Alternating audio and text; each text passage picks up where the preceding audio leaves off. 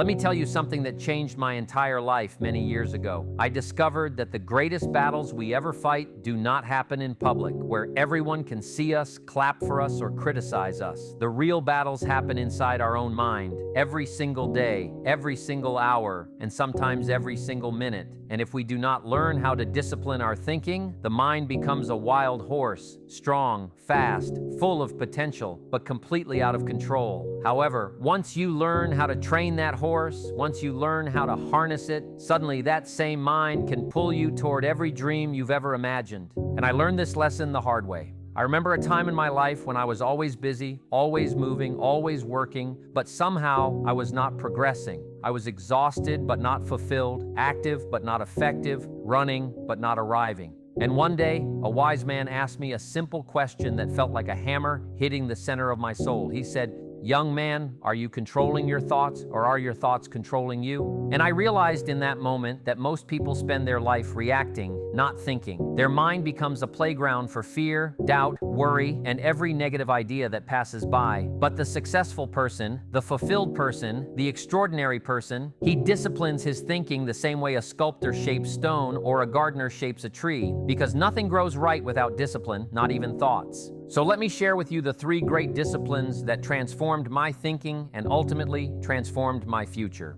The discipline of what you allow in. Your mind is like a house with doors and windows, and the world is constantly knocking and asking to enter. Negative news knocks, gossip knocks, fear knocks, doubt knocks, complaints knock, and if you let everything enter, don't be surprised if your mental living room becomes a mess.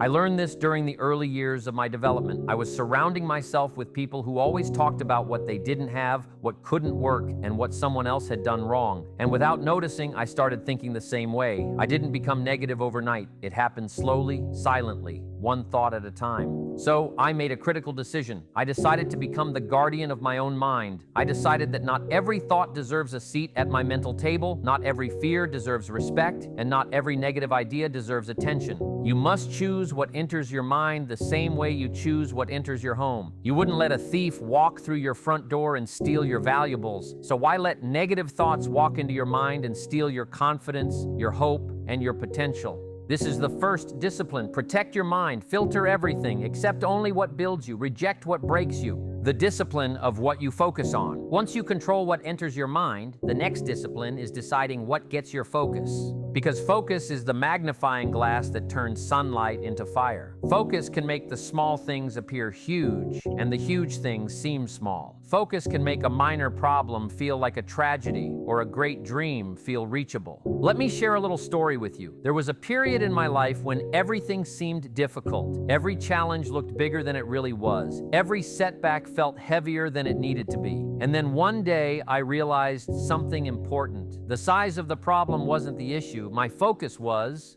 I was focusing more on what was going wrong than on what could go right. I was concentrating more on the limitations than the possibilities. And the mind, my friend, is incredibly loyal. It will always expand whatever you give your attention to. If you focus on fear, it grows. If you focus on opportunity, it grows. If you focus on excuses, they grow. If you focus on solutions, they grow. And so I trained myself to shift my attention. Instead of asking, why is this happening to me? I began asking, what can I learn from this? Instead of saying, I can't do this, I started saying, how can I do it? This is the second great discipline. Decide where your attention goes, because wherever your focus goes, your energy flows, and wherever your energy flows, your life grows. The discipline of directing your thoughts toward the future you want. The third discipline is the most powerful one of all, the discipline of directing your thinking toward the future you desire. Life moves in cycles, but thinking moves in lines. If you aim your thoughts in a direction long enough, life eventually follows.